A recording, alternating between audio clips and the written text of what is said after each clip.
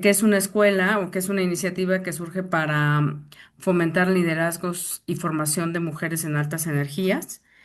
Y vamos a iniciar esta sesión con uno de los cursos que es el curso de QCD, Introducción a QCD. Recuerden una cosa, aquí hay mujeres interesadas en el área y son de diferentes niveles en cuanto a semestre e incluso carrera. Entonces, por favor, no se sientan abrumadas. Habrá algunas que entiendan más unas cosas y otras que entiendan un poquito menos, pero vamos a estar aquí para resolver preguntas y dudas y tienen los correos por si necesitan alguna ayuda en específico. Recuerden que vamos a dar constancia exclusivamente si asisten en vivo a las sesiones, porque podemos también grabar estas sesiones y pasarle las ligas, pero la constancia de asistencia al curso será únicamente si asisten en vivo. Otra cosa que es importante que les mencione es que vamos a tener un código de comportamiento que se los vamos a pasar por correo en un rato más, solo para que tengamos una escuela y una interacción respetuosa y que no tengamos que sea de lo más provechoso en el sentido académico, sin generar más otro tipo de conflictos. Somos muchas, entonces va a ser importante que vayamos dando tiempo para hacer preguntas, para participar y escuchar, sobre todo. Hay que aprender a escuchar. Si alguna de mis compañeras ya hizo la pregunta en la que yo tenía duda, entonces, pues tratar de dar espacio a otras preguntas que no se han hecho. Entonces, hay que intentar escuchar no solo a los profesores, sino a nuestras compañeras para no hacer tanto espacio o para ir dando espacio para otro tipo de preguntas, otras preguntas. Entonces, más adelante les vamos a dar el código de conducta porque nos interesa mucho que todas las que están aquí y todos, porque hay algunos hombres también, tengamos, eh, digamos, la estructura de lo que consideramos puede ser un espacio respetuoso para que la formación, el aprendizaje, la investigación y la colaboración se den de la mejor manera posible. Y sin más preámbulo, pues vamos a darle la bienvenida al doctor Selim Gómez Ávila, que es profesor de la Universidad Autónoma del Estado de Hidalgo y quien nos va a impartir el curso de Introducción a QCD. A ver, déjenme ver. Selim es doctor en física por la Universidad de Guanajuato y es profesor investigador en el área académica de Física y Matemáticas del Instituto de Ciencias Básicas e Ingenierías de la Universidad Autónoma del Estado de Hidalgo desde el 2016. Su trabajo de investigación está centrado en el estudio sistemático de extensiones del modelo estándar en la física de partículas para entender problemas como el de la materia oscura o la agrupación de los leptones en grupos con propiedades similares, el llamado problema del sabor. Ahora sí, bienvenido, Selim. Estamos aquí cualquier cosa que se necesite para apoyarlas. Pueden levantar la mano. El profesor les dará instrucciones para que él considere las más oportunas para este curso. Y también será apoyado por la doctora Iraís Bautista, que se unirá en algunas sesiones con ustedes o en siguientes sesiones con ustedes. Y también pueden usar el chat. Ahí estaremos la doctora Aide, la doctora Alba y la doctora, yo, o sea, su servidora, revisando el chat para preguntas y comentarios. Adelante, Selim. Muy bien, muchísimas gracias. Es un gusto para mí estar acá. Estoy muy gratamente sorprendido por la respuesta. No sé cuánta gente esté conectada hoy, pero sé que hay más de 100 personas inscritas. Entonces eso me parece muy bueno y muy alentador. Aquí estoy. 55. Muy bien, maravilloso. Y bueno, aquí en este momento hay 5 conmigo. Supongo que en algunos lugares habrá igual más de una persona conectada por conexión. Entonces yo soy físico como profesión, pero también como identidad. Y entonces mi vocación, pues, es intentar entender el mundo con las herramientas de la ciencia. Y aquí estoy mirando con los gatos hacia adelante, hacia el futuro. Y pues hoy quiero hablarles acerca de QCD, de la cromodinámica cuántica. Pero antes de llegar a QCD, pues tenemos que hacer todo un recorrido. Entonces, bueno, sí, justamente yo aquí quería compartirles algunas cosas sobre este código de conducta. Eh, no lo voy a leer todo, se los van a hacer llegar, pero lo que me parece importante empezar señalando, pues es que las cosas se hacen con una cierta intención, ¿no? Y entonces la intención que está detrás de tener un código de conducta y de insistir tanto en estas cosas es que esta comunidad de partículas, pues, modele una sociedad que sea quizá mejor que la sociedad que alberga esa comunidad. Vamos a decir de qué maneras específicas queremos que sea mejor. Entonces, eso significa que hay una serie de expectativas sobre las y los participantes en esta escuela. Básicamente que haya una comunicación y una colaboración respetuosa y solidaria con todos los participantes, que nos conozcamos de manera ética y profesional. Y entonces, por lo tanto, hemos delimitado algunas conductas que nos parece que son inaceptables y que, bueno, están aquí enlistadas. Eh, la última, o sea, yo hice estas diapositivas hace un rato, no sé si ha habido cambios porque es una cosa que estábamos todavía discutiendo. Ya me desconecté de esa discusión, pero creo que es importante tenerlo en cuenta, ¿no?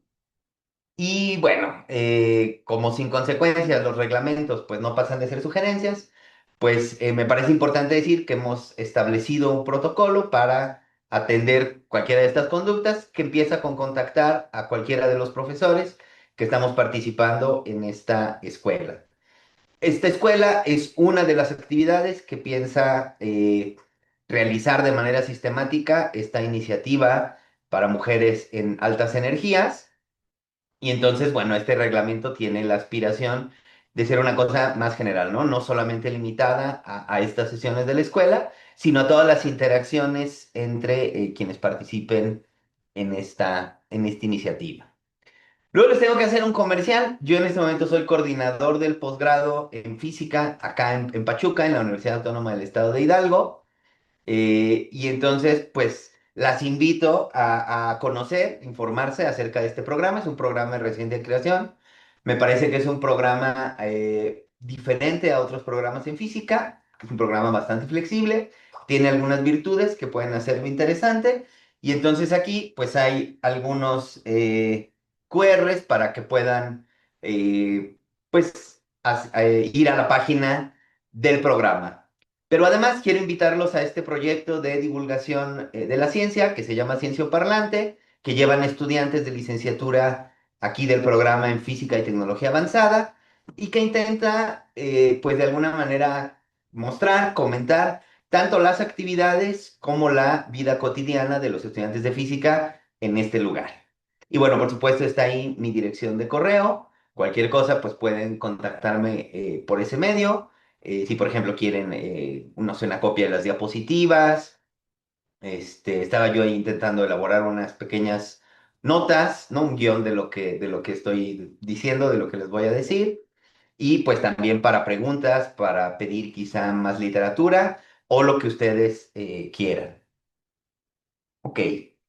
Pero además, creo que es muy importante decir que los eventos científicos de todo tipo, los talleres, las reuniones, los coloquios, etcétera, pues también funcionan para hacer comunidad. De hecho, quizá esa función es aún más importante que la puramente disciplina. O sea, además de constituir una disciplina científica, de tener unas ciertas, pues, maneras de ser y maneras de pensar y unas ciertas tecnologías o una cierta formación, a lo mejor matemática, pues la física es también una comunidad de personas que trabajan alrededor de ciertos programas de investigación, de ciertas ideas en común. Y entonces a lo mejor lo más importante que tienen ustedes que hacer en este periodo en el que son estudiantes, pues es integrarse a esta comunidad y aprender a incidir en ella, porque esta comunidad, como todas las comunidades, pues es perfectible, ¿no? Podría ser más justa, más equitativa, más vivible, más humana, y entonces pues está en un proceso continuo de cambio y de mejoramiento, y en el momento en el que uno decide ser parte de una comunidad, acepta también una responsabilidad de trabajar por ella. Entonces, algunas estudiantes de esta escuela han tomado la iniciativa de crear este grupo de WhatsApp que pues busca de alguna manera hacer las veces quizá de estos encuentros informales que ocurrirían si estuviéramos todos en el mismo sitio teniendo la escuela y entonces cuando la gente hace la pausa para ir al café o cuando termina el día, pues habla de otras cosas, se conoce y crea lazos que pues pueden durarle toda una vida. Yo puedo decirles que yo sigo en contacto, sigo yendo a lo mejor a cenar o yendo a tomar alguna cantina o incluso he ido a visitar, me he quedado en casas de gente que conozco porque coincidimos en alguno de los eventos de la división hace más de 20 años. Entonces, bueno, aquí está esta liga, un grupo de WhatsApp, está concebido para que estén en él las estudiantes que participan en esta escuela, o sea, la idea es que no haya ahí profesores ni hombres, o sea que estoy doblemente excluido, pero espero que sea un espacio muy provechoso para todas ustedes, porque como les digo, hacer comunidad es una de las funciones más importantes de los eventos científicos, ¿no? En gran medida por eso los hacemos. También, por supuesto, importan los cursos, importa aprender, pero también hacer comunidad importa muchísimo. Entonces, me gustaría tomar un momento para que pensemos acerca de cuál es en este momento nuestro entendimiento sobre cuál es la naturaleza de las cosas que están en el universo. Y a lo mejor podríamos tomar unos minutos para hablar de ellas. Yo recuerdo que para mí representó un cierto shock que lo que me habían enseñado en la primaria acerca de cuál era la naturaleza de todas las cosas resultara no ser cierto cuando uno la rascaba más. O sea, era una aproximación, era una idea que en algún momento era la idea válida y pues esa es una idea que es dinámica, que en la medida en la que recibimos más información, hacemos experimentos, hacemos observaciones, pues se va modificando. Entonces, pues ya sea una de las que están aquí presencialmente conmigo o alguien que quiere abrir su micrófono y decirnos, pues me gustaría que me dijeran, pues de qué cosas consiste el universo, ¿no? ¿Cuál es la naturaleza de las cosas que podemos observar?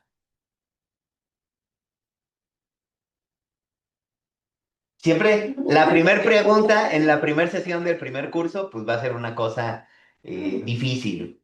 Y idealmente, lo ideal, pienso yo, es que ocurra pronto, porque entonces ya va a ser más sencillo que ocurran más. Aquí tenemos, por ejemplo, a Ana Fernanda, que es de mayor edad, digamos, está en otro estado en otro momento de su vida, porque es estudiante de la maestría. A lo mejor ella nos podría decir de qué está hecho el universo y todo lo que hay en él. ¿Cuál es la naturaleza de las cosas?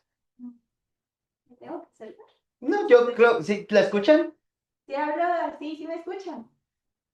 No sé. Sí, Sí, Ok. Bueno, como comentó el doctor Selim, igual, pues, cuando yo estaba chiquita, igual me decían en la escuela que el universo, no sé, se componía. En la secundaria creo que te empiezan con esta idea del átomo y eso, y conforme vas creciendo, te vas llenando de más ideas, de más conocimiento, y te das cuenta que el átomo no es lo más chiquito del universo y que puedes ir todavía más adentro del átomo.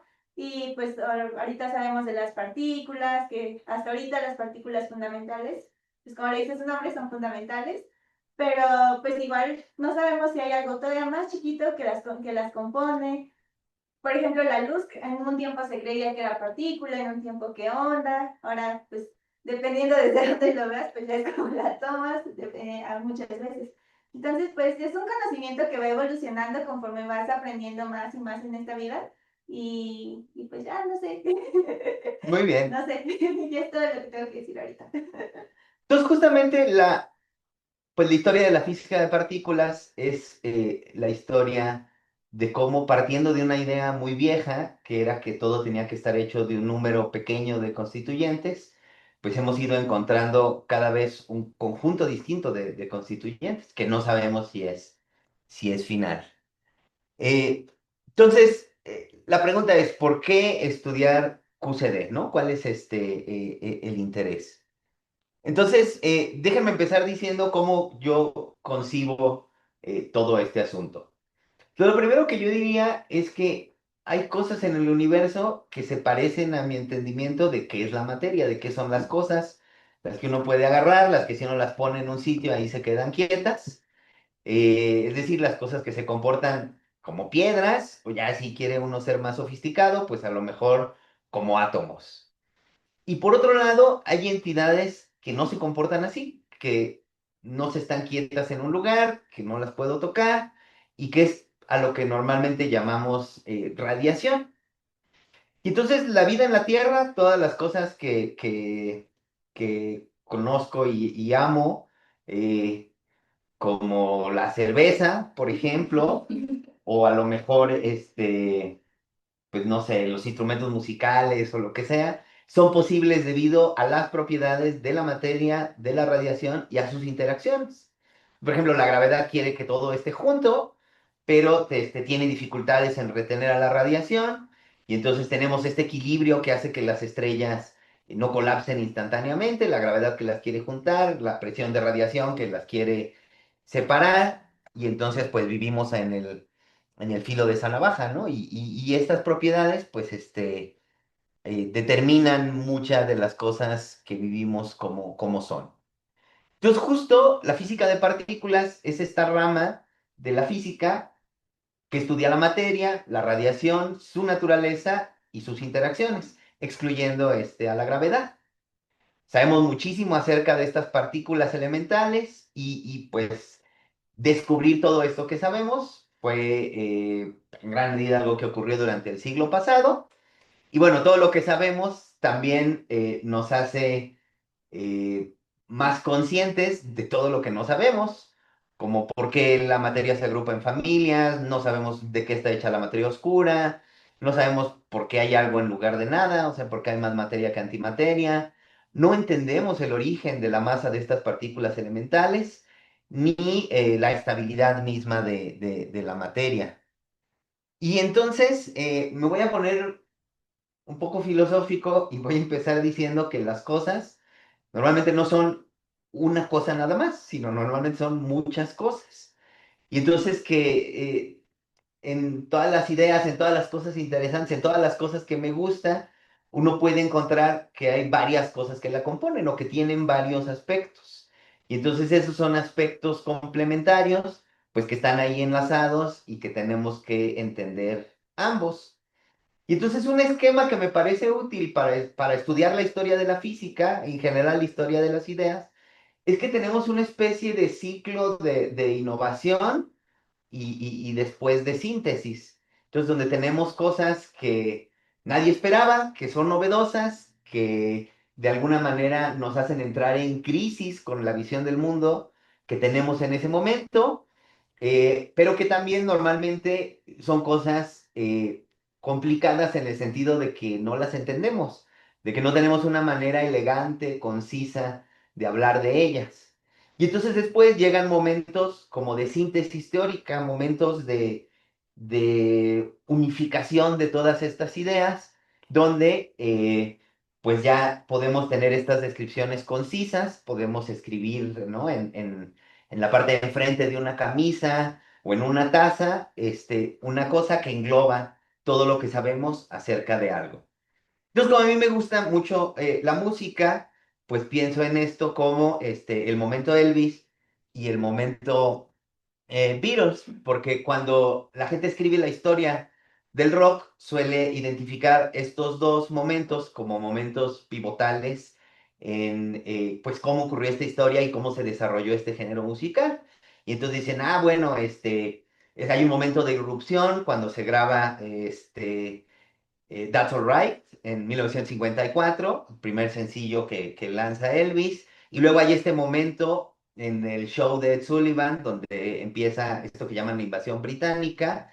Y entonces una cosa que era como pues como de nicho, como una subcultura, de pronto adquiere pues una potencia de masas. Y resulta que este pequeño esquema sirve para hablar de muchas cosas. Por ejemplo, del feminismo, la gente identifica un momento de síntesis teórica de muchas cosas que había antes, con el segundo sexo de Simone de Beauvoir. Pero luego hay un momento de irrupción donde una cosa que era muy académica se vuelve una cosa popular de las calles, de activismo, ¿no? Con esta revista Miss Magazine en los 70s y Gloria Steinem. Y luego yo estaba buscando otros ejemplos y pensé en estas dos cosas, que son dos cosas que me gustan mucho. Una, el flamenco. Yo estuve un tiempo en el Instituto de Física Corpuscular en Valencia. Ahí eran muy fans de Camarón de la Isla y de que de alguna manera pues había representado justamente un nuevo pico de vitalidad de esta música. Y luego hace unos años se volvió súper popular esta onda de Rosalía, que ya no suena tanto a Camarón de la Isla porque hay música electrónica y percusiones sintéticas y que entonces es una especie de fusión. Y luego todavía más interesante, me acordé de cuando yo era estudiante de licenciatura y entonces era muy popular en las fiestas la gasolina de Daddy Yankee, que es en efecto como una cosa un poco eh, pues disruptiva, ¿no? Representa un momento igual en la historia de la música, pero lo que realmente era inescapable, no se podía uno esconder ni debajo de la cama para no escucharla, pues fue el Despacito con Luis Fonsi y también Daddy Yankee en los años de la prepandemia.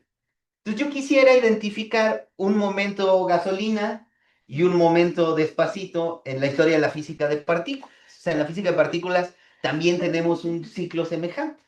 Y entonces yo diría, ah, bueno, pues la teoría electrodébil, de lo que también van a tener un curso, pues es como el momento Beatle o el momento Despacito, ¿no? Es el momento de síntesis, es una cosa muy elegante, está ahí el campo de Higgs dando las masas fundamentales de las partículas, unifica las fuerzas nucleares débiles y el electromagnetismo, y entonces tiene como estas características.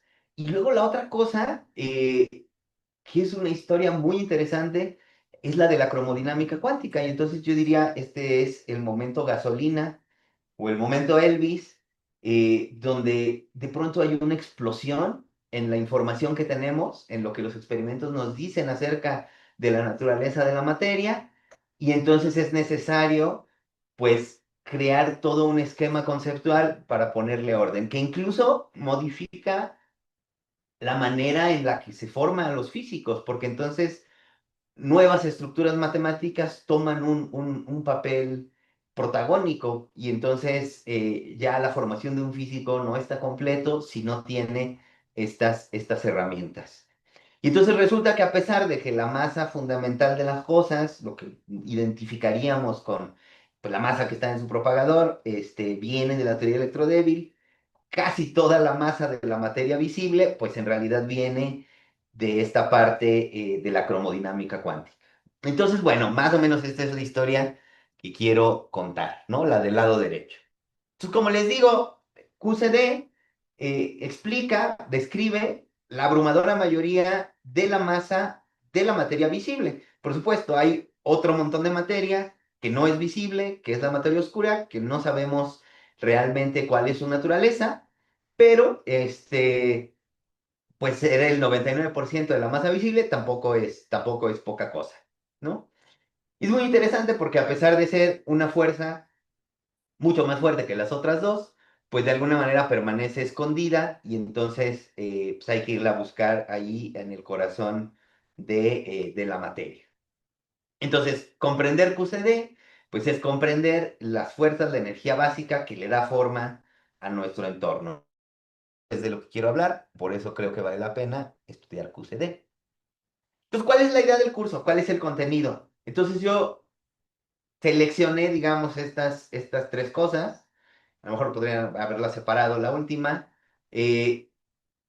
el isospin como un primer momento en el estudio de las fuerzas nucleares, después el modelo de quarks y el color como una simetría global, después los partones y ya formalmente la cromodinámica cuántica como una teoría de norma, y bueno, por último, algunas conclusiones, ¿no? Veremos qué tan lejos llegamos hoy. Yo pensaría que hasta el modelo de quarks. Entonces, déjenme empezar hablando de esta etapa temprana de nuestro entendimiento de la fuerza nuclear fuerte, eh, tomando un momento para pensar qué cosa queremos decir con una partícula. Entonces, una partícula es una unidad teórica. Entonces, ¿a qué cosa le digo yo que es una partícula? Pues depende del contexto, ¿no? Entonces, cuando, por ejemplo, la gente estudia la polución, habla de partículas suspendidas en el aire, pues esas son un grumo ahí de átomos, ¿no? O de moléculas. Pero si estoy haciendo una simulación para entender la estructura a gran escala del universo, pues mis partículas a lo mejor son galaxias o incluso cúmulos de galaxias. Entonces, una partícula va a ser algo que para nuestros propósitos, al nivel al que la estamos estudiando, podemos tratarla como algo que no tiene estructura interna. Entonces, por lo tanto, en la medida en la que tenemos microscopios más poderosos, que podemos asomarnos a regiones pues espacialmente más pequeñas, volúmenes más pequeños, pues nuestra noción de partícula va a tener que ir cambiando. La idea atómica original, pues no tenía una escala de tamaño asociada porque no eran muy dados los griegos a intentar hacer sus ideas cuantitativas. Eso es una idea muy moderna, pero sí había la noción de que pues todo estaba hecho de algunas pocas cosas que tenían distintas formas, de hecho distintos tamaños, y que la diversidad de la materia que veíamos en realidad tenía que ver con distintas combinaciones de un número pequeño de bloques constitutivos. Y entonces, por ejemplo, había algunos que eran triangulares, que tenían picos, y entonces si algo te sabía picante, pues era porque seguramente los átomos que lo componían eran así un poco picudos, mientras que a lo mejor las cosas dulces eran redondas, más o menos a ese nivel era el análisis. Después había una versión moderna de esta idea de los átomos que viene de Dalton, que viene igual del nacimiento de la química, y esa noción de átomo pues es suficiente para muchísimas aplicaciones. Pero ya a finales del siglo antepasado, del siglo XIX, se empieza a acumular la evidencia de que los átomos tienen estructura, ¿no? Y entonces primero se descubre el electrón, después el protón, básicamente estos eran experimentos donde uno hacía que una corriente ionizara un gas, luego llega el descubrimiento de la radioactividad, donde entonces en efecto estamos viendo que un átomo de una especie se convierte en otra cosa, y entonces eso significa que se rompen, y fuertemente sugiere que están hechos de otras cosas. Y cuando en 1932 se descubre el neutrón, pues entonces ya tenemos una primera versión de una tabla periódica de los elementos más moderna, y que es la que yo aprendí en la primaria, ¿no? Las cosas están hechas de protones, neutrones y electrones, y eso es todo lo que hay. Vamos, ya acabamos. Y bueno, la conservación de energía en algunos de estos procesos de decaimiento nuclear, procesos radioactivos, pues exigía que hubiera un cuarto constituyente que no estaba en los átomos, no estaba en la materia, pero se podía producir, que era el neutrino, que es un neutrón chiquitito, ¿no? Bueno, eso es lo que significa el nombre. Sabemos que su naturaleza ahora, sabemos que es diferente a la de los neutrones, pero lo que quiero comunicar es cuál era más o menos el cuadro que había en la época. Y entonces una vez que uno tiene ese cuadro, dice, bueno, pues quiero entender la física de estos sistemas hechos de protones, neutrones y electrones. La interacción entre los núcleos y los electrones, pues es esencialmente electromagnética. Y eso se entendía bien en ese momento. Pero si miramos estos núcleos de cerca, resulta que ya no entendemos tan bien, porque los protones están positivamente cargados, pues deberían repelerse. Los neutrones no tienen carga, entonces pues pareciera que no tienen manera de interactuar, y entonces eso significa que los núcleos atómicos no deberían ser estables. Sin embargo, obviamente lo son. Entonces, pues la idea que propuso Yukawa era, pues tiene que existir una fuerza diferente a la fuerza electromagnética que actúa entre nucleones en la que no participan los electrones, porque entonces lo que se sabía acerca de los espectros atómicos y demás, pues no tendría que cambiar. Y esta fuerza entre protones y neutrones tenía que ser tan fuerte que venciera a la repulsión electromagnética, de manera que los núcleos atómicos fueran estables. Entonces la pregunta era, bueno, ¿cómo funciona esta interacción? ¿Cuál es el mediador de esta fuerza? ¿Cómo se comporta? Es como la fuerza electromagnética, una fuerza que va como uno en R, pero entonces, pues, ¿por qué no vemos manifestaciones de esta fuerza a escalas más grandes, ¿no? En experimentos, digamos, sobre la mesa, como los que nos llevaron a desarrollar el electromagnetismo. Y por otra parte, había una coincidencia numérica. Y entonces resulta que la física avanza muchas veces así. Hay cosas que entendemos y luego hay cosas curiosas que no tenemos en ese momento un marco teórico para describir, pero que nos parecen muy sugerentes. Entonces aquí la coincidencia numérica es que la masa del neutrón y la masa del protón son extremadamente similares. La diferencia entre los dos es una décima de un 1%. Además, por otra parte, las fuerzas entre nucleones, entre sistemas que tienen dos neutrones, dos protones, un neutrón y un protón, son muy similares entre sí, a pesar de que en principio, pues estos sistemas son diferentes. Y también, pues uno se preguntaría, ¿cómo puede ser que el protón y el neutrón tengan masas tan iguales, pues si son cosas en principio completamente independientes, ¿no? Son dos constituyentes de la materia. Nada nos pide que estas masas sean iguales, podrían ser arbitrariamente distintas. Y entonces, pues bueno, eso era algo que llamaba muchísimo la atención.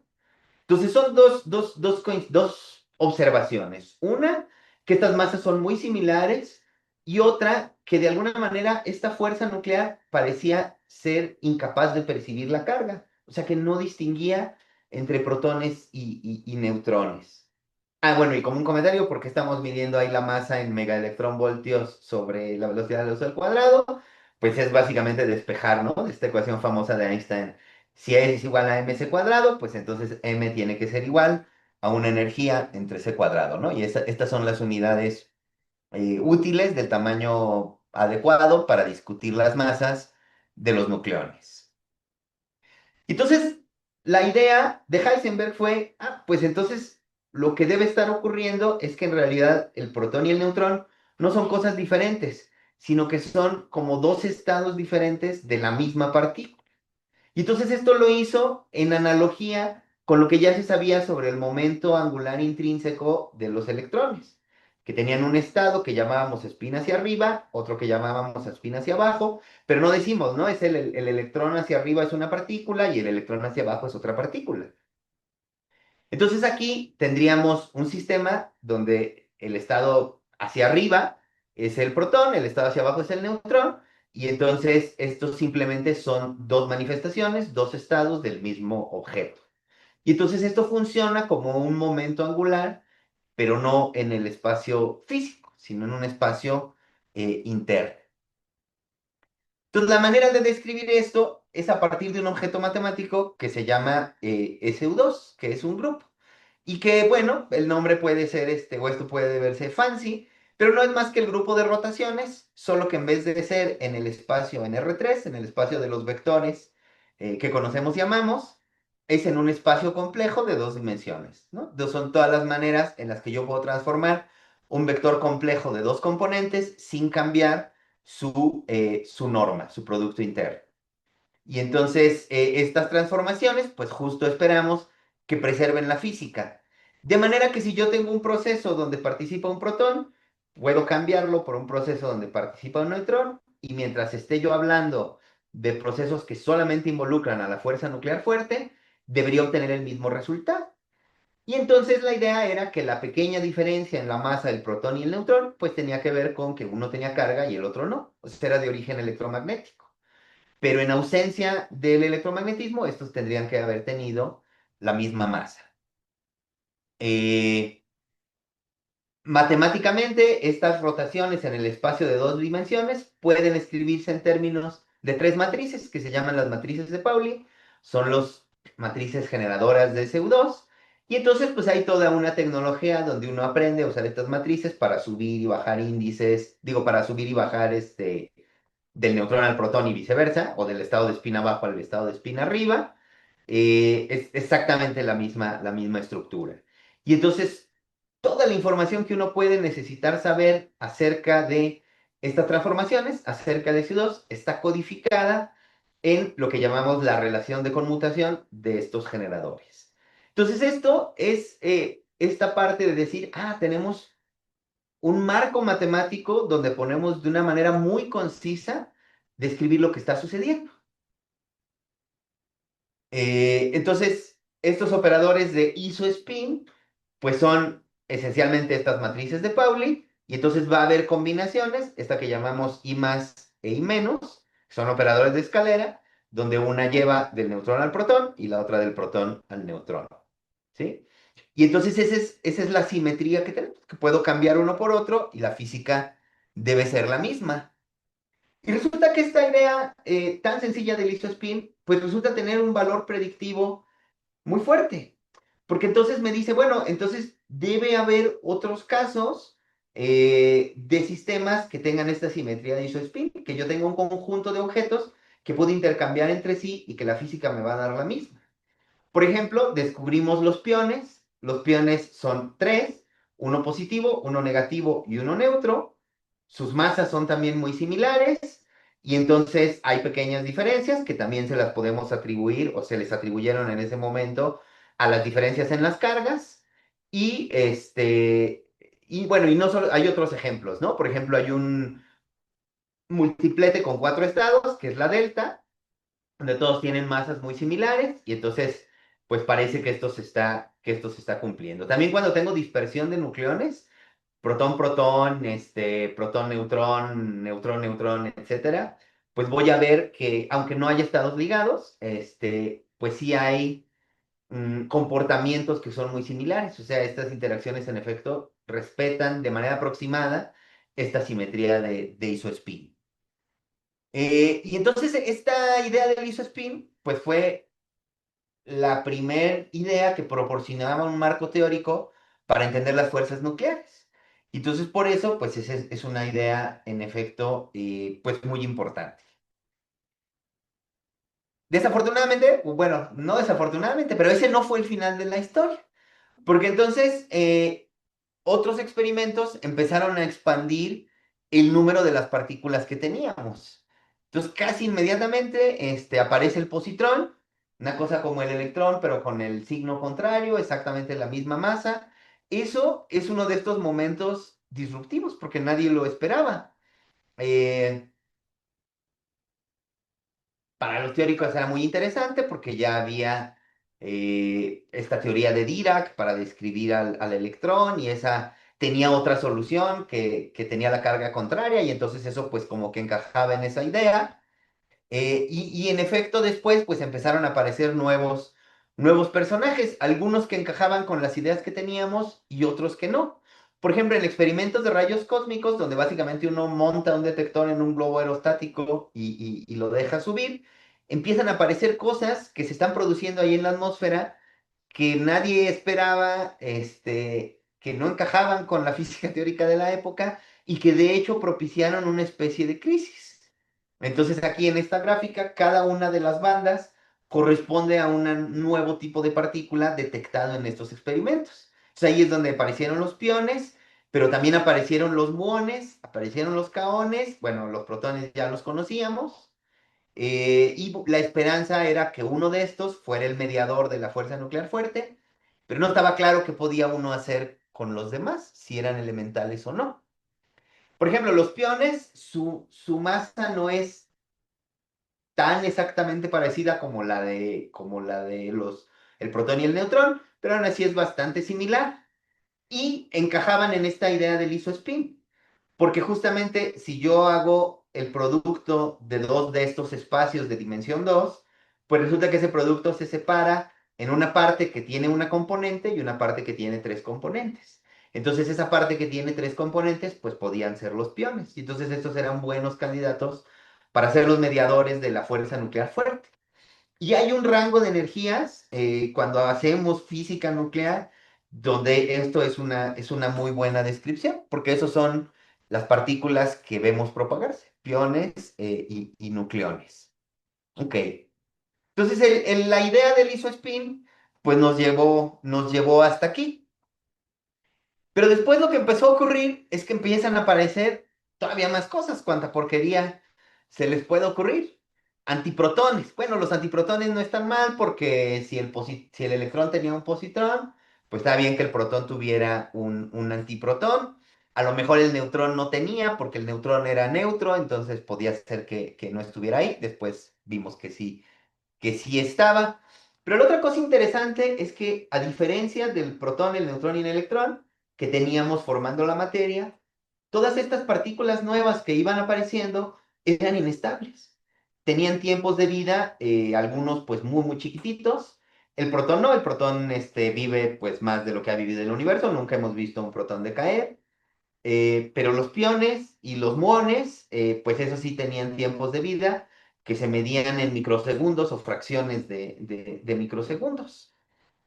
Y eso en realidad plantea un desafío porque aunque tengamos una definición teórica de partícula, que es una cosa que no tiene estructura para los propósitos de mi descripción, también necesitamos una definición experimental. O sea, algunas de estas cosas viven tan poco tiempo que no es claro cómo le podemos dar sentido al decir, ah, sí, pasó un caón por aquí, ¿no? O un peón por aquí.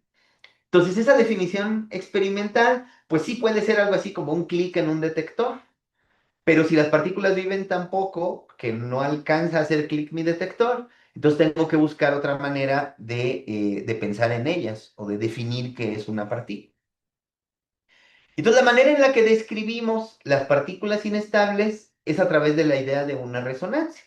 Si ustedes recuerdan sus cursos de física básica, cuando yo tengo un sistema que oscila y lo fuerzo a una frecuencia que es muy cercana a su frecuencia característica, este tiene una respuesta que es muy grande.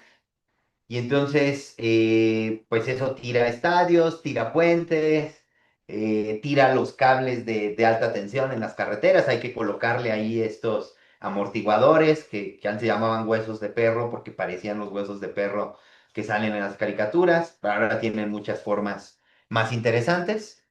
Eh, y entonces la idea es que nuestra definición experimental de qué es una partícula cuando ésta es inestable, pues nos pide medir una resonancia.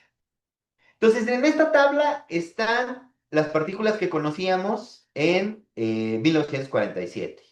En un eje tenemos la carga, bueno, tenemos varias neutras, varias de carga negativa, varias de carga positiva, entonces, bueno, las hemos agrupado así. Y hacia arriba, pues tenemos la energía. Entonces, más o menos aquí, nuestro tope es 1000 megaelectronvoltios o 1 gigaelectronvoltio. Y pues ahí ya tenemos un, es una diversidad de cosas que son diferentes y que no sabemos muy bien cómo poner en un mismo esquema. En particular, los muones tienen las mismas propiedades del electrón, pero nada más son más pesados. Y entonces uno se pregunta, bueno, ¿hay más? ¿Es esto porque son estados excitados de un mismo objeto? Voy a encontrar cosas que tienen, por ejemplo, masas similares al muón, las mismas cargas, pero a lo mejor spin más alto. O sea, no había claridad acerca de si esto tenía que detenerse, ¿no? No había un esquema para colocar todas estas cosas. Eh, la gente se dedicó a intentar entender las propiedades de estos objetos. Entonces, en un experimento muy famoso, Fermi, Anderson y Nagel, pues hicieron colisionar protones y piones. Esto fue en los 50. Y entonces, una de las observables, una de las cosas que calcularon es cuántos eventos veo yo donde tengo un protón y un pión positivo que se dispersan versus la suma de un protón positivo y un pión negativo, y como eso ya tiene carga cero, entonces resulta que del lado derecho puedo tener varias cosas, o sea, protón positivo y pión negativo, pero también podría tener un neutrón y un pión neutro. y estos procesos están relacionados por mi simetría de isospin. Entonces, si uno está permitido, pues el otro también debería estar permitido. O tener un neutrón y un fotón. Y entonces midieron estos tres, hicieron la suma, y la idea era ver cuántas veces era más grande eh, toda la suma de procesos donde tenías protón y pión negativo comparado con protón y pión positivo. Y entonces, ingenuamente, como hay más canales, como hay más maneras en las que este proceso puede terminar, pues uno esperaría tener más eventos. Pero lo que dice el experimento es lo contrario.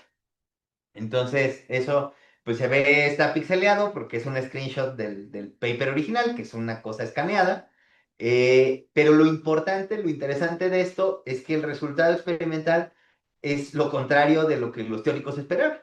O sea, la señal con pi menos es más pequeña que la señal con pi más. Y entonces eso pues planteaba un acertijo, o sea, algo raro estaba pasando. ¿Cómo puede ser que si esto puede ocurrir de más maneras, ocurra con menos frecuencia que lo otro? O sea, había más eventos en el otro caso. La explicación de qué estaba ocurriendo con los piones, pues justamente tiene que ver con que en ese canal había una resonancia o en ese proceso de dispersión pues era como que lo estabas forzando porque había una manera de que ocurriera a través de la producción y el decaimiento de una de estas partículas inestables que no se conocía, que es la delta 1232, que es uno de estos cuartetos que tienen isospin 3 medios, que les había yo mencionado. Y entonces, bueno, ahí vemos la resonancia. Fíjense que la vida, el tiempo de vida de esta partícula es muchísimo más pequeño que el de las otras partículas inestables que habíamos mencionado, ¿no? Estábamos en microsegundos o centésimas de microsegundos. Aquí tenemos 10 a la menos 24 segundos. O sea, eso es una cosa imposible de medir en la época. Y entonces, la manera de decir que aquí hay una partícula es decir que hay una resonancia. Es justamente a través del hecho de que en este proceso hay más eventos de los que esperamos. Y entonces esta es la tecnología con la que al ir construyendo mejores aceleradores, ir subiendo la energía, pues empieza a proliferar estas partículas inestables, que no son parte de la materia, que a lo mejor ni siquiera podemos ver como verlas propagarse, verlas como estados finales, pero que sí tienen un significado físico, están impactando en mis experimentos y entonces tengo que atribuirles pues una cierta dosis de realidad. Bueno, una resonancia tiene una cierta identidad matemática, la modelamos de esta manera, como una distribución de Bright-Wigner. Estos detalles no son importantes en este momento. Entonces, en esta gráfica, esto se llama una gráfica de Livingston, muestra contra el año cómo distintas tecnologías pueden ir alcanzando energías cada vez más grandes. Entonces, pues ahí en algún momento en los 50 pues rebasamos, ¿no? Ese gigaelectronvoltio donde estaba la masa del protón y del neutrón, que era hasta donde llegaba mi tablita de 1947. Y entonces en esa década de 1950 a 1960 ya no podemos sostener la idea de que estas cosas sean elementales porque empiezan a aparecer muchísimas de ellas, ¿no? Cada vez vamos encontrando más y más resonancias. Aquí esta gráfica llega hasta 2 gigaelectronvoltios y entonces ahí ya hay un bonche de cosas pues que no estaban en nuestra descripción y que mayormente medimos justamente como resonancias. Además, bueno, en una nota personal, les quiero decir que yo obtuve mi título de maestro en física persiguiendo una resonancia, ahí en un canal justamente con piones, y que pues en esta gráfica la verdad es que no hay ninguna claridad sobre si está o no, pero bueno, el jurado fue benevolente y dijo, bueno, parece que sí hay algo interesante ahí. Y bueno, quería decirles que hasta la fecha este proceso sigue ocurriendo. Entonces, en el periodo, en la década entre 2011 y 2021, el LHC añadió a nuestros libros 59 hadrones nuevos, 59 resonancias de este tipo, todas con tiempos de vida pequeñitos, algunos un poco más largos, otros más cortos. Entonces, este proceso, esta proliferación, pues en realidad no se ha detenido, pero ya no nos quita el sueño, porque ya hemos definitivamente abandonado la idea de que estas resonancias corresponden a nuevas partículas elementales, sino que ahora tenemos un esquema conceptual donde podemos acomodarlas todas, y entonces incluso muchas de estas, pues son cosas que la teoría predice y nos dice dónde tendríamos que buscar. Y entonces lo que queremos hacer ahora es intentar entender ese marco conceptual. Entonces, más o menos esa es la línea de tiempo. Hay un bonche de partículas nuevas y son demasiadas, de modo que nadie en la comunidad cree que todas estas cosas sean fundamentales. Y entonces, pues empieza la búsqueda de esquemas teóricos, de formalismos matemáticos, donde uno pueda acomodar todas estas cosas y poner orden, digamos, ¿no? En este caos del zoológico de partículas. Y entonces, Murray-Gell-Mann y Yuval Niemann se les ocurre esta idea que llaman el óctuple sendero, the Eightfold Way, que es, bueno, el isospin había funcionado muy bien, era un espacio complejo de dos dimensiones, pues ¿por qué no le ponemos una tercera? Entonces vamos a añadir un nuevo número cuántico que llamamos la extrañeza, que es lo que me permite extender esta cosa de dos estados a tres. Y entonces ahora voy a tener una estructura matemática que llamo SU3 y de nuevo pues no es más que las rotaciones que preservan el producto interno, pero ahora en un espacio complejo de tres dimensiones. Y cuando empiezan a hacer eso, pues se dan cuenta de que empiezan a emerger ciertos patrones geométricos. Y esos patrones geométricos permiten ordenar todas estas nuevas resonancias que habían aparecido.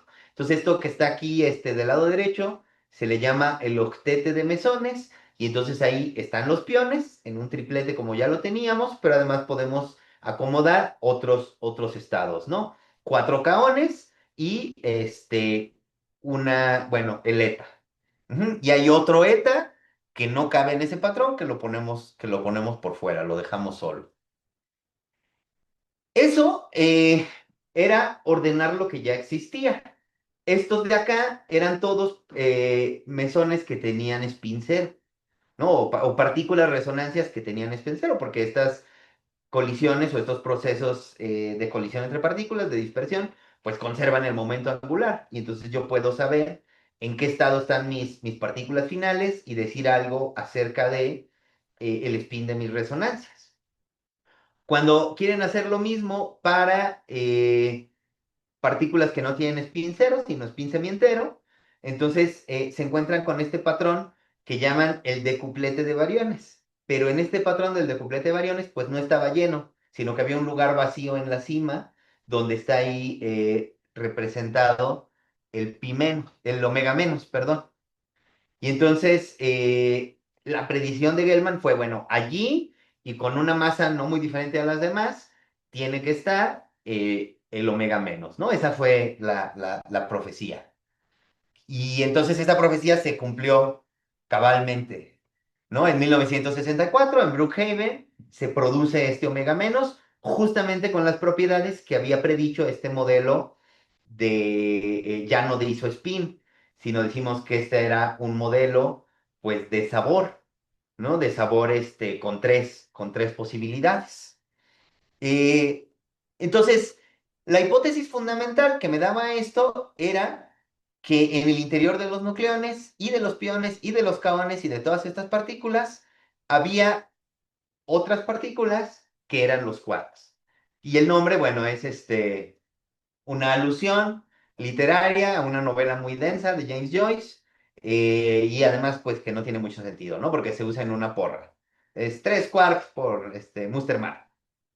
Y entonces estos tres corresponden a los elementos de la base de este espacio complejo de dimensión 3. Y les llamamos arriba y abajo, que serían como el protón y el neutrón, como los elementos de la base de SU2. Y luego uno que llamamos extraño, porque está afuera, pues es un tercer elemento, ¿no? Es como un tercero en discordia. Y entonces cuando uno estudia las matemáticas de SU3, ve que hay dos maneras de construir, estados invariantes bajo SU3. Uno puede tomar estos quarks y juntarlos con antiquarks, y entonces eso les puede dar una cosa que es invariante. O puede juntar tres quarks o también tres antiquarks, y eso también les va a dar una cosa que es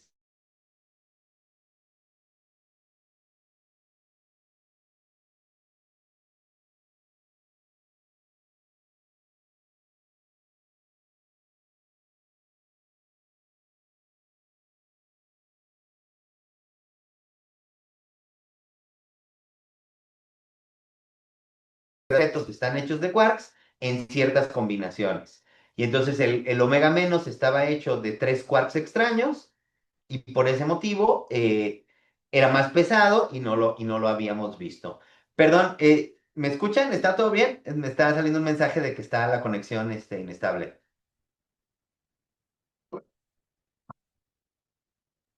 Se congeló durante un momento, pero ya regresó. Ok, maravilloso. Bueno, sin embargo, este esquema, que está muy chido, tiene algunos problemas. De hecho, planteaba de nuevo un acertijo. En la esquina superior derecha de este decuplete, de este triángulo invertido, pues está esta partícula que se llama delta más más, que estaría hecha de tres quarks tipo U. Ah, y perdón, además de tener una asignación como los estados base de ese U3, pues también estos quarks tenían carga. El quark U tenía carga 2/3 y el quark D tenía carga -1/3. Y eso permitía que con estos pues construyéramos el neutrón, el protón, los piones, todas las partículas que conocíamos, ¿no? Nos dan las combinaciones, las cargas, está todo bien. Pero este estado de 3 quarks U, que tiene carga 2 porque pues 2/3 por 3 es 2, había algo con él, con esta partícula, que representaba un problema. Lo que ocurre es que, pues el estado de 3 quarks U pues tiene que ser simétrico, porque si alguna parte fuera antisimétrica, pues sería cero. Como son todos iguales, pues la única manera en la que lo puedo acomodar es de manera simétrica. Y como cuando esta partícula se mide, su spin es 3 medios, pues eso significa que sus grados de momento angular también tienen que estar alineados. Y entonces este estado tiene que ser simétrico. Pero entonces eso, tres fermiones idénticos en el mismo estado cuántico, está prohibido en la mecánica cuántica de la época, porque viola el principio de Pauli. Y sin embargo, esta partícula existe. Entonces, eso, pues es una crítica válida al modelo de quarks, porque entonces tu modelo de quark te está prediciendo que una cosa que tiene que ser antisimétrica, totalmente antisimétrica, es totalmente simétrica. Y entonces hay una inconsistencia teórica. Hay una cosa que no entiendes cómo está pasando y que tienes que resolver. Entonces, para entender la solución, pues hay que decir algo sobre cuáles son las propiedades de SU3. Entonces, de nuevo, SU3, pues son las matrices 3x3 complejas, unitarias, con determinante 1. O sea, las rotaciones en un espacio complejo de 3 elementos que preservan el producto interno. Si uno estudia, dice, bueno, ¿cuántas matrices de estas puedo hacer? Así como en SU2 tenía yo 3 generadores, que eran las matrices de Pauli, pues aquí voy a tener 8. Y esas 8 se les llaman las matrices de Gell-Mann, porque Gell-Mann propuso no el SU3, que los matemáticos ya conocían, pero sí su uso para la descripción de estos fenómenos nucleares. Estas matrices de Gell-Mann pues son análogas en todo a las matrices de Pauli, satisfacen unas reglas de conmutación un poco diferentes, o sea, tienen sus propias constantes de estructura, pero pues básicamente son como una generalización de las matrices de Pauli.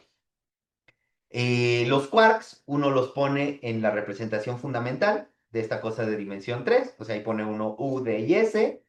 Hay una representación antifundamental, la de las antipartículas, donde están anti-S, anti-U y anti-D.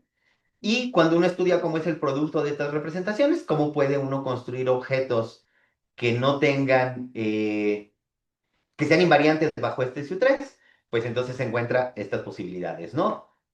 Quarks y antiquarks, o 3 quarks, o 3 antiquarks. Todos esos tienen esa posibilidad. Eh, y bueno, les llamo mesones a los que están hechos de quarks y antiquarks. Y bariones a los que están hechos de 3 quarks o de 3 antiquarks. La solución a este problema de la delta fue sugerir que había un número cuántico adicional. Y además ese número cuántico adicional, que les dio por llamar el color, eh, pues tenía que tener al menos 3 elementos, porque esa era la única forma de que este sistema de 3 quarks U estuviera en un estado antisimétrico. Y entonces se les ocurrió decir, bueno, pues rojo, verde y azul. Déjenme decirles que el sabor, que terminó siendo arriba, abajo y extraño, había la propuesta de que fuera fresa, vainilla y chocolate. De hecho, la idea de llamarlo sabor se le ocurrió a Murray Gell-Mann porque iba pasando arriba de una paletería, ¿no? De un Baskin Robbins con su estudiante hablando de este tema. Y entonces dijo, bueno, pues fresa, vainilla y chocolate. Eso no triunfó, pero lo del color sí. Ujú.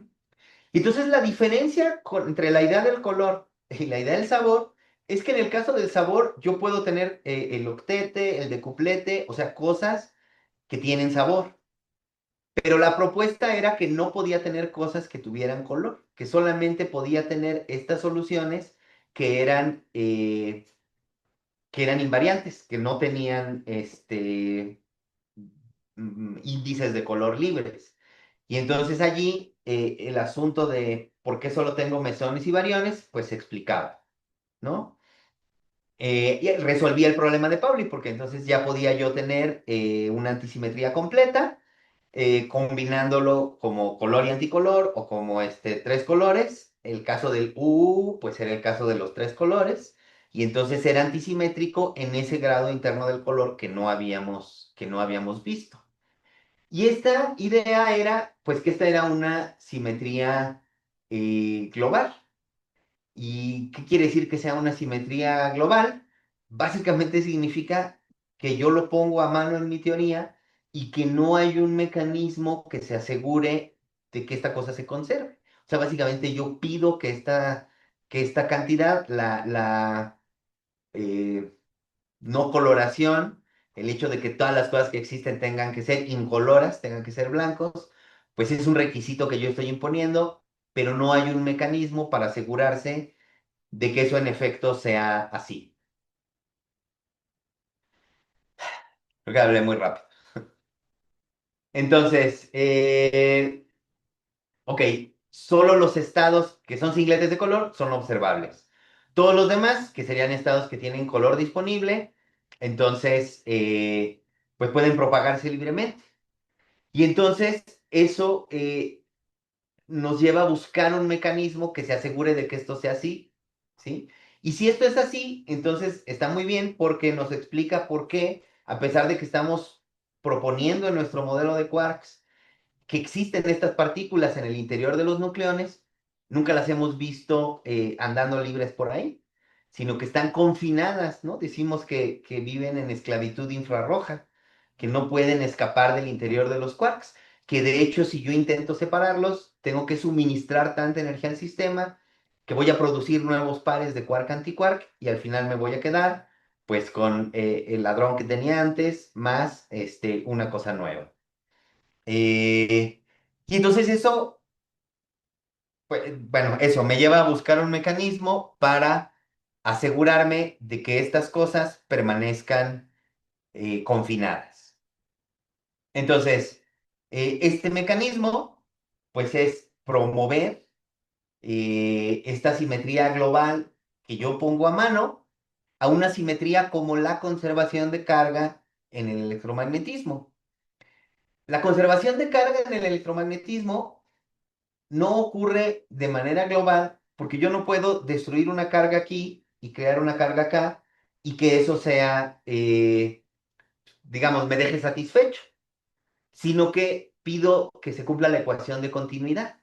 Y entonces es un poco como que haya una cadena de custodia, que yo pueda rastrear estas cargas donde están en todo momento y pues que si yo escojo cualquier volumen del espacio, la carga que está ahí se conserva localmente. No es que la destrucción de una carga acá pueda verse compensada por la destrucción en un punto lejano. Y entonces eso me lleva a una estructura matemática que llamamos una estructura de norma, ¿no? El promover una simetría global a una simetría local es algo que los físicos que construyen modelos más allá del modelo estándar, pues hacen continuamente, porque entonces eso predice nuevas interacciones, nuevas partículas y resultados experimentales diferentes a los que hemos visto, ¿no? Y entonces, por lo tanto, estas son teorías interesantes porque tenemos manera de ver si pueden ser ciertas o no. Eh, entonces, Este modelo con color global, allí en algún momento en la década de los 70, pues tiene un montón de éxitos, ¿no? Porque explica estos patrones de qué hadrones estoy viendo, predice nuevos hadrones que luego puedo ir a un experimento a buscar y que cuando hago eso los encuentro. Resuelve este problema, este conflicto entre el principio de exclusión de Pauli y el modelo ingenuo de Quark, que no tenía color, y pues me da una manera sistemática de clasificar todas estas partículas nuevas que llego. Y entonces ahora, en este esquema, pues las partículas realmente fundamentales son los quarks, y por más resonancias hadrónicas que yo vea en los experimentos, pues no me veo en la necesidad de expandir mi tabla de elementos, porque todos puedo explicarlos en términos de los quarks que tengo. Ahora, esto está hecho con tres quarks ligeros, el arriba, el abajo y el extrañeza, o el up, down y strange. Después discutiremos en una segunda sesión cómo es necesario introducir más quarks, pero ya no hay una simetría natural de sabor porque estos son mucho más pesados que estos tres, ¿no? Que son los que llamamos los quarks ligeros. Y entonces en este punto de la historia de nuestro entendimiento de la fuerza nuclear fuerte, hay varias preguntas pendientes. Ajá. ¿Cuál es el mecanismo que produce el confinamiento? ¿Por qué el color, por qué las cosas tienen que ser incoloras? ¿Los quarks son reales o son de alguna manera ficciones? ¿Son cosas matemáticas? Porque pues este del confinamiento significa que no solo no los hemos visto, sino que no esperamos verlos como estados finales, como estados asintóticamente libres en nuestros detectores. Y esta misma pregunta que se planteó Yukawa en los 30, bueno, esta fuerza fuerte que produce la estabilidad de los núcleos, cuál es su naturaleza y cuáles son todas sus propiedades. Entonces, en este diagrama que está acá, pues hay como estas ideas de manera lineal y nosotros más o menos estamos en medio, ¿no? En esta parte del color como una simetría global. En una segunda sesión, pues mi idea es hablar sobre el modelo de partones, qué nos dicen los experimentos sobre la realidad de los quarks y luego las propiedades de la cromodinámica cuántica, ya como una teoría de norma de las interacciones fuertes, una vez que la simetría global de color es promovida a una simetría local. Entonces, ¿qué lecciones hemos aprendido de esta historia o qué lecciones creo yo que deja esta historia? Pues una es que las simetrías, en efecto, nos revelan pues, verdades profundas sobre la naturaleza, nos permiten poner orden al caos al que nos enfrentamos cuando hay estos momentos eh, disruptivos de innovación donde aparecen cosas que no esperábamos y no tenemos una manera de clasificarlas, de entenderlas y de tratarlas matemáticamente. SU2, SU3, pues no son simplemente abstracciones absurdas, juegos intelectuales, académicos, sino son un lenguaje fundamental para describir la realidad. La primera generación de físicos que tuvo que aprender teoría de grupos, no estaba contenta. Y entonces hay gente que hablaba de la peste de los grupos pues del hecho de que de pronto las matemáticas que habían aprendido en su formación ya no les eran suficientes, ¿no? Para seguir adelante. Eso también creo que es una lección en el sentido de que siempre tenemos que estar aprendiendo nuevos lenguajes y que decir las mismas cosas en nuevos lenguajes puede producir ideas nuevas. Hay un libro maravilloso de Humberto Eco sobre la traducción que se llama Decir casi lo mismo, donde finalmente concluye que la traducción pues es imposible, que siempre que uno expresa cosas en un nuevo lenguaje, eh, modifica un poco las ideas o encuentra nuevas maneras de pensar esas ideas y que entonces, pues la traducción, aunque sea imposible, pues es muy valiosa porque nos da nuevas luces sobre las cosas que ya sabemos. Y bueno, por último, que cuando uno contempla el caos con suficiente intensidad y por suficiente tiempo, pues empiezan a aparecer patrones y hasta empieza a encontrarles uno cierta belleza. Entonces, bueno, lo que reservaría yo para una segunda sesión es justamente discutir qué es lo que está causando esos patrones. Ya más o menos les di un spoiler de lo que va a ocurrir, pero hay muchas cosas interesantes, muchos detalles en el camino. Y entonces eso es, uy, el perro se comió mi diapositiva de muchas gracias, pero bueno, esto es todo lo que yo quería contarles el día de hoy. Muchas gracias por su atención y ahora me gustaría mucho resumir sus preguntas y que pudiéramos tener pues una discusión al respecto de todas estas ideas. Muchas gracias.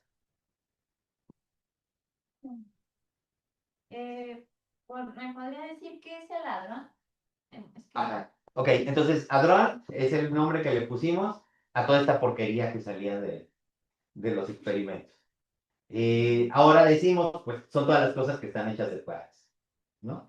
Entonces, mesones y bariones. Y bueno, por ejemplo, ahora hay señales experimentales de estados ligados de 4 quarks, esos también serían hadrones. igual yo tenía una duda de dónde surgen los gluones. Entonces, los gluones, pues ese es el spoiler.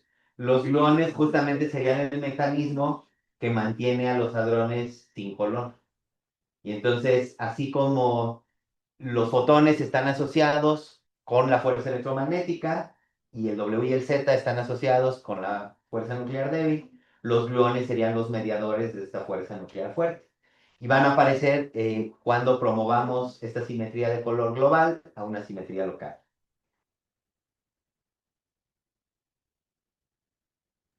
Y en el Había chat, manitas. Hace rato había manitas. Ah, bueno, creo que sí, todavía ya hay una ahí de Alejandra Ambrosio. venga de ahí.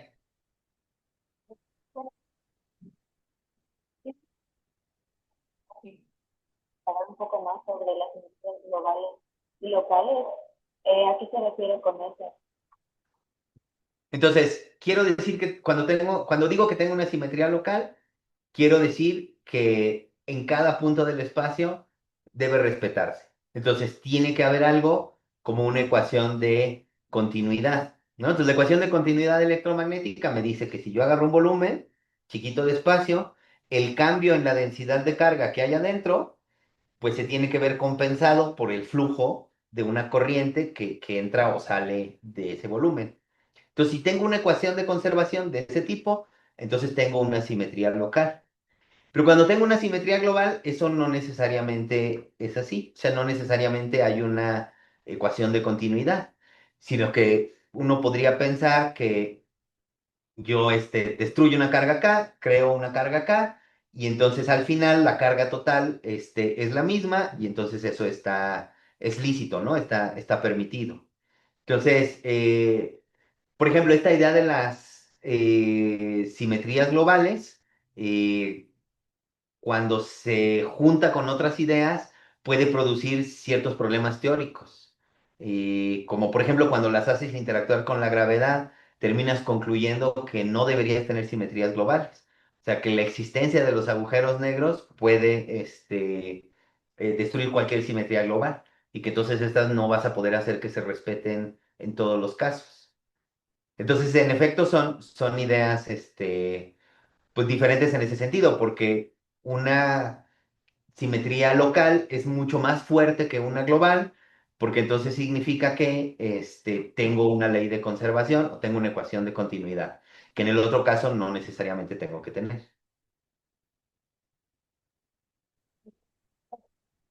Una pregunta sobre la resonancia.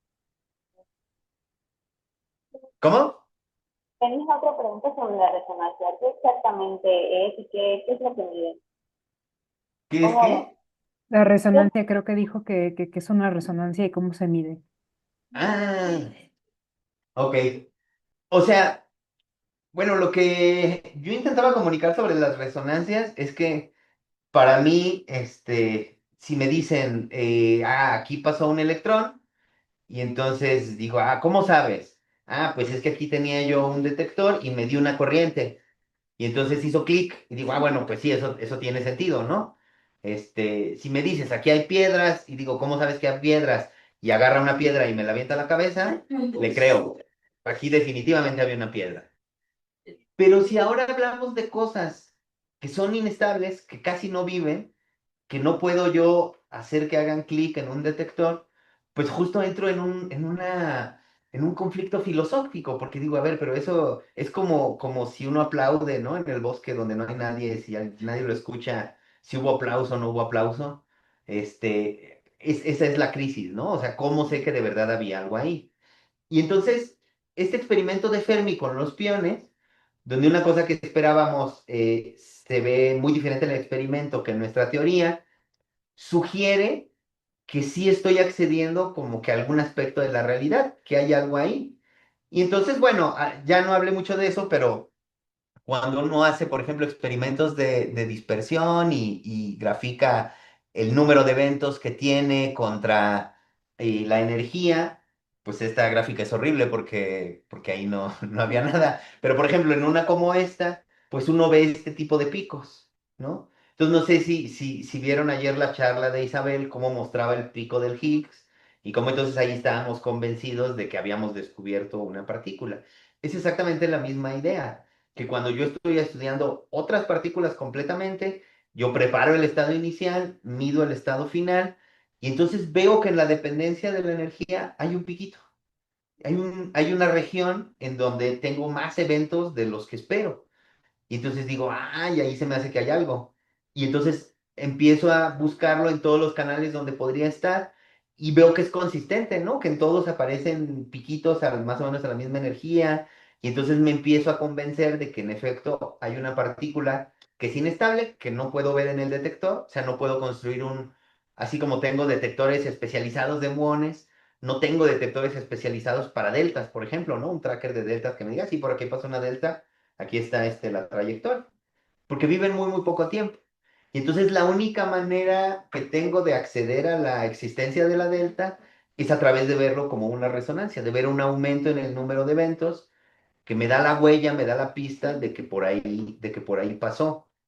Entonces un poco como no sé, una de estas, La Rosa de Guadalupe, donde alguien está convencido de que hay una infidelidad y entonces no ve a la otra persona, pero hay huellas, ¿no? Que dejó en la casa. Aquí hay huele a perfume y hay unos cabellos de un color que no corresponden o de una longitud que no corresponden.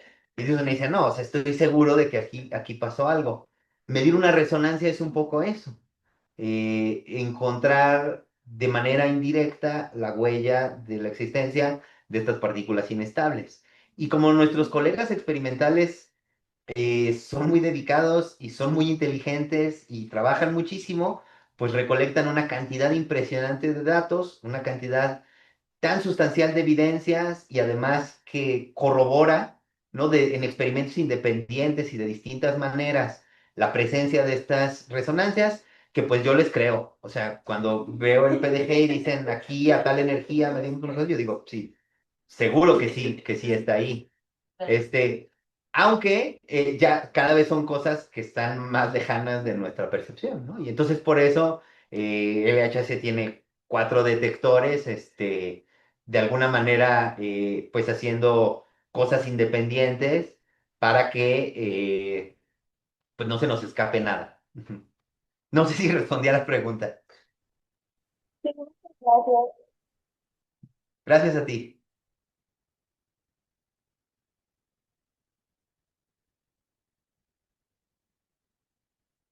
¿Hay alguna otra?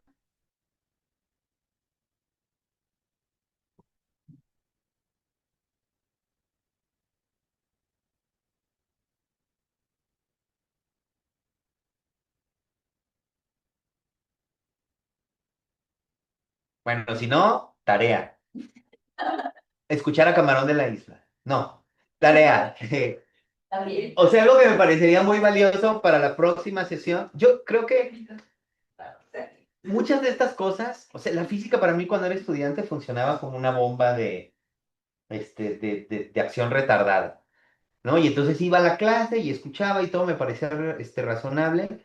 Y luego cuando estaba de fiesta, de pronto así como que dices, no, no, no, espérate, espérate, no puede ser. O despiertas en la noche bañado en sudor y dices, pero ¿cómo que, por qué 3 quarks es invariante y 2 quarks no? Entonces lo que me gustaría muchísimo, lo que creo que sería un esfuerzo valioso, es que identifiquen de todas estas cosas que discutimos hoy, ¿qué es lo que les cuesta más creer? O sea, ¿dónde están las cosas que dices, no me puedo convencer de esto, necesito algo más?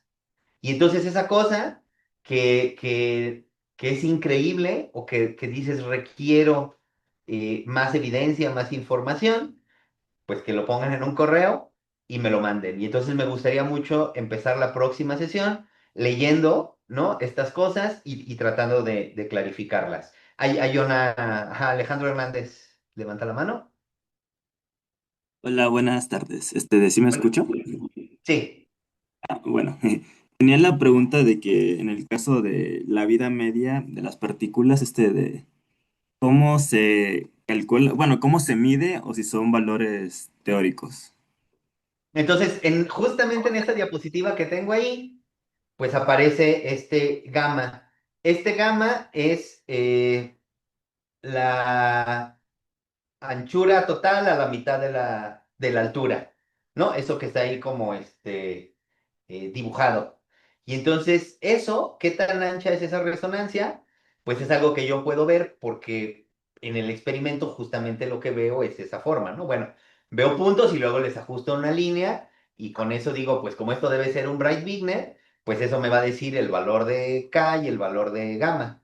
Y entonces ese gamma tiene unidades de energía, bueno, hay un C cuadrado ahí, tiene un valor de energía y esa energía es el inverso de un tiempo. Entonces ese tiempo de vida que está ahí reportado tiene que ver con esa gama y entonces proviene de una medición. En algunos casos no tenemos una medición, pero tenemos una cota, ¿no? Decimos, bueno, esta cantidad tiene que ser más pequeña que este número, porque no lo podemos decir con precisión. Luego ya tenemos más datos y le vamos, y nos vamos acercando, ¿no? Le vamos atinando cada vez más. Esa es la idea. Entonces, de ahí viene. Y bueno, y en el Ah, caso de las estables, pues simplemente dices, nunca he visto caer uno, ya me esperé tanto tiempo, pues el tiempo de vida tiene que ser más grande que eso. ok, muchas gracias. Gracias a ti. Oye, Celine, pero tienes dos gamas en la diapositiva. Ah, gamma mayúscula. Sí, sí, Sí, hay una gama pequeña. Ah, sí, sí.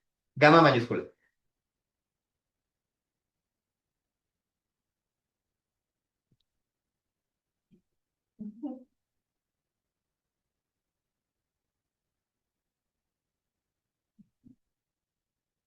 Bueno, pues si no hay más preguntas, les prometo que la próxima vez no tomaré café para Hay no otra llegar tan pregunta de despeinado. Alejandra Ambrosio. Ah, venga de ahí. Una disculpa, se me acaba de ocurrir otra. El color, ¿con qué propiedad de las partículas está relacionada? Es que entré un poco tarde y no escuché todo. Visita debe estar relacionada. Ah, ok. Eh, Ajá, o sea, en ese sentido el color es súper interesante porque no lo vemos, ¿no? Entonces, es un nombre un poco triste, ¿no? Que le llamemos color justamente a una cosa que está tan escondida. Está relacionada con este problema de la estadística, con el hecho de que eh, el estudio de estas partículas que caían en el octete y en el decuplete y en este esquema, tenían que tener algo más, tenían que tener grados de libertad internos, tenían que tener como que algunos botones que se podían girar, algunas perillas, porque de otra manera producían una inconsistencia.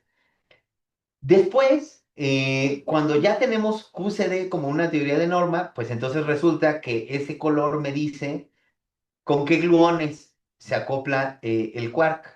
Entonces es como la carga eléctrica, me dice qué tan fuerte o cómo es la interacción entre dos tipos de partículas, los quarks y los gluones. Pero digamos que en este punto de la historia, en el que nos hemos detenido, no es, pareciera que es un artificio matemático. Entonces es una cosa que decimos, pues esta cosa se tiene que conservar y además el valor es cero, ¿no? O sea, solo las cosas que no tienen color existen en la naturaleza. Es un poco como cuando la gente dice, bueno, me voy a inventar nuevas partículas, ¿no? Por ejemplo, voy a tener supersimetría y entonces cada partícula que conozco va a tener un supercompañero. Y luego dicen, ay, pero no las veo. Entonces hay una un nuevo número cuántico que prohíbe que las vea. Solo pueden aparecer a pares. Y entonces ya, pues como que me quito del problema de explicar por qué no están ahí, o esa es la explicación. Entonces, en este punto de la historia de la estudio de la fuerza nuclear, el color era una cosa semejante, o sea, algo que me invento en mi desesperación para que mi teoría funcione. Y criticamos un poco ese impulso, ¿no? De agregar algo nuevo para que las cosas cuadren, pero pues la realidad es que en la historia de la física ha sido una excelente estrategia, ¿no? O sea, ha sido muy fructífero. Y en este caso lo fue. Pero entonces la respuesta es que en este punto no estaba claro a qué propiedad física estaba ligada y ya después en perspectiva, pues sabemos que tiene que ver con cómo los quarks interactúan con los gluones, ¿no? O interactúan entre sí. O sea que en realidad yo tengo la cosa que yo pensaba que era el quark up, pues en realidad tiene más estados, porque hay un quark up rojo, un quark up verde y un quark up azul, ¿no? Y combinaciones de estos. Pero al final yo solo voy a ver hadrones y voy a ver en combinaciones donde justamente sean blancas, ¿no? No tengan color. Entonces, o el rojo está con un antirrojo, o el verde con un antiverde, o el azul con un antiazul, o tengo justo la combinación de rojo, verde y azul que me hace blanco. Ok, muchas gracias. Muchas gracias a ti. ¿Otra? ¿Algo más? Tenemos tiempo.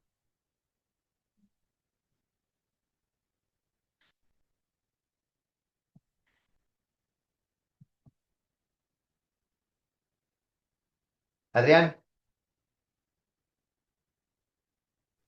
Sí, yo tengo una pregunta. Es con respecto a lo que son las resonancias. ¿Cómo uno se da cuenta que es una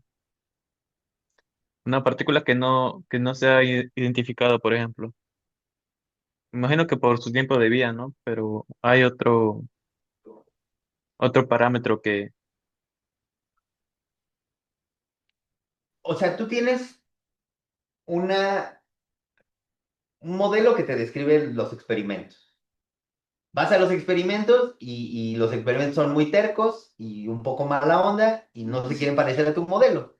Y entonces, por ejemplo, como aquí, tú esperabas que las cruces estuvieran debajo de los cuadrados y la naturaleza te dice, pues, ¿qué crees? Pues están por abajo, ¿no? ¿Cómo ves? Y entonces dices, pues tengo que explicar por qué esto es más grande de lo que yo esperaba. Y entonces una de las posibilidades es, pues que ahí hay una resonancia. Entonces una vez que te metes esa idea en la cabeza, dices, bueno, ¿qué propiedades tendría que tener esa resonancia? O sea, ¿cuál tendría que ser su masa? ¿Cuál tendría que ser su tiempo de vida o su anchura de decaimiento? Y cómo deben ser sus interacciones. Y entonces la buscas en otros canales. Y entonces, si en todos tú ves lo mismo, ves ese exceso de eventos, pues entonces como que te lo empiezas a tomar más en serio. Y tú lo incorporas a tu modelo y si todas tus predicciones coinciden con el experimento, dices, pues ya estuvo, ¿no? Creo en la realidad de la delta. O sea, ahí se ve que tiene que haber una delta porque de otra manera no me puedo explicar los resultados de los experimentos.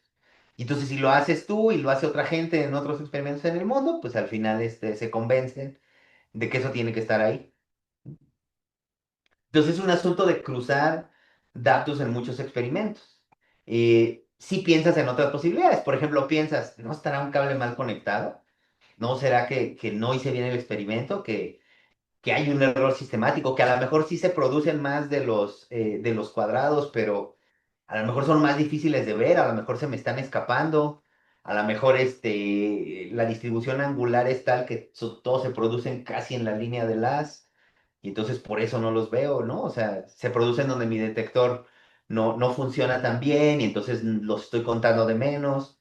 Pero todo típicamente lo que va a ocurrir es que otro experimento que tiene otra tecnología para detectar, que funciona de otra manera, entonces eso sí va a haber por arriba, ¿no? Los cuadrados de las cruces y entonces allí, pues se hace una controversia y como Tom y Jerry, ¿no? Se escriben papers los dos grupos diciendo que el otro está mal y luego típicamente un tercero lo mide y resuelve la controversia, ¿no? Bueno, puede haber muchas historias de ese tipo. Entonces, Si la pregunta es un poco como cuando decimos que hay una resonancia, ¿podríamos estar equivocados? Sí, hemos estado muchas veces. De hecho, por ejemplo, pues no sé, Leo Lederman anunció el descubrimiento del Upsilon y luego al final se tuvieron que retractar y la gente le llamó por años el Ups León. Este, pero entonces justo lo que ocurre es que otros experimentos lo buscan, ¿no? Donde ese grupo dice que lo vio y no lo encuentran. Entonces, si todo coincide, pues ya, ¿no? Decimos que sí lo encontramos, pero sí en efecto hay algo ahí un poco perturbador. Aunque por otra parte, pues muchas veces lo que ocurre es que una idea la aceptamos porque nos es familiar. Porque si yo también me pregunto qué evidencia directa tengo de la existencia de los neutrones, no es tan sencillo de ver. Porque he visto experimentos en el laboratorio donde estoy muy convencido, por ejemplo, de la existencia de los electrones, como este de la gotita de Millikan. He visto lugares donde aceleran protones y entonces pues, ven la corriente y ves una señal y dices, no, pues eso está ahí. Pero, por ejemplo, en el caso de los neutrones es más difícil y entonces yo personalmente no, o sea, no es que desconfíe de la existencia de los neutrones, pero tengo menos evidencia, digamos, que de otras cosas. Entonces también hay ahí una cuestión de, mm, o sea, es una pregunta como de dónde viene el conocimiento, ¿no? Como epistemológica. O sea, si el modelo tiene sentido para ti, tiene una estructura pues que es internamente consistente y predice un montón de cosas que sí se ven, pues uno puede dudar de todo. Yo creo que lo más provechoso es dudar de una cosa a la vez. Y entonces a mí lo que me pasa cuando empiezo a dudar de algo es que me doy cuenta de que tengo que dudar de muchas cosas a la vez. Entonces, para inventarme un mundo donde me han estado engañando y los neutrones en realidad no existen, pues a lo mejor tendría que dejar de creer en un montón de cosas. Y entonces ahí es donde yo digo, no, yo creo que esto, pues al menos no es tan fructífero, ¿no? Porque entonces tengo que tirar todo QCD y tengo que tirar y digo, no, bueno, a ver, eso es demasiado.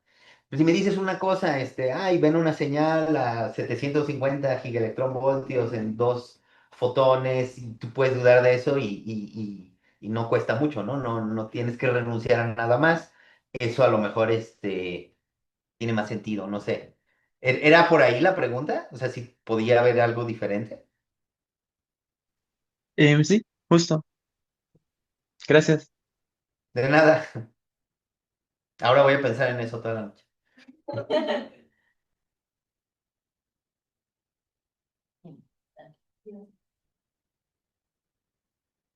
¿Una más? O si ya no hay, pues les agradezco mucho su atención y su tiempo. Y entonces, en una segunda sesión, pues hablaremos del modelo de partones y del lagrangiano de QCD. Y además, bueno, en ese punto ya van a haber tenido otras sesiones donde pues va a haber más elementos que seguramente van a ver reflejados ahí.